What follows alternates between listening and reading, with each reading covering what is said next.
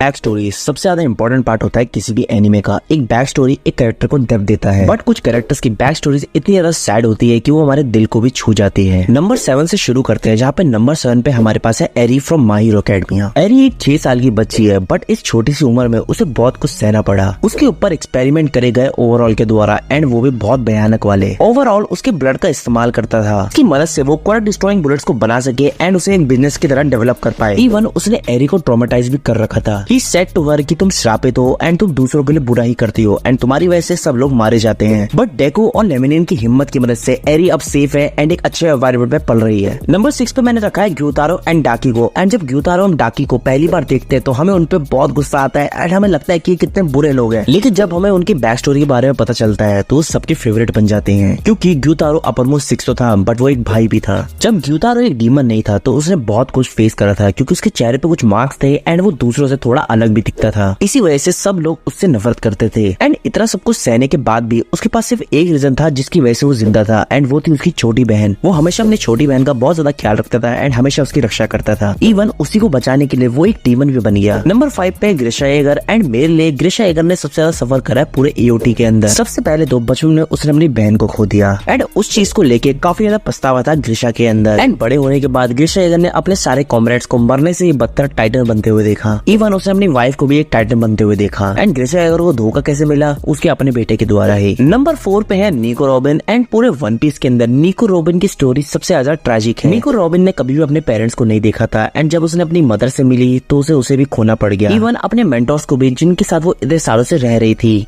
And अगर ये भी कम नहीं था तो उसने अपने पूरे घर यानी कि ओहारा को जलते हुए भी देखा। एंड वो पूरी जिंदगी भागती रही with a huge bounty of $79 billion.